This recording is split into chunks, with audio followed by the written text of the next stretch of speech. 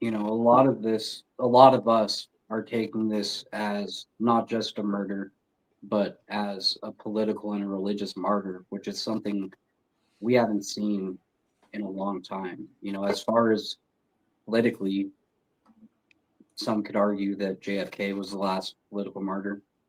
But religious wise, I can't personally, except for people who've died in violent attacks at churches, um, I can't think of anybody, you know what I mean, besides that. I'm not saying that by any means they don't count, but something that is televised, something that has been, you know, coming from a man who a lot of us have a daily connection with, um, as far as, me myself, I know Cody as well, listen to this man, watch this man every day.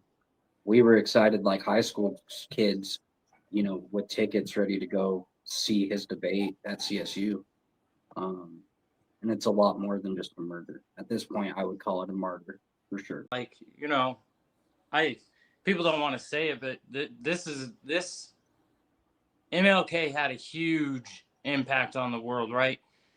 Just imagine if Martin Luther King had a camera recording him when everything happened. JFK, it was recorded, but it wasn't live like this. It wasn't 6,000 people up, or 3,000, close to 3,000 people up close and personal, and then billions have access to it now.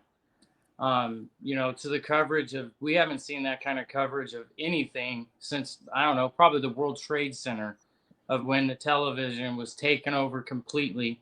COVID and stuff like that. Yeah, they would inundate the TV with jargon, but at the same time, one topic, one thing. It's been a long time since we've been that focused on anything.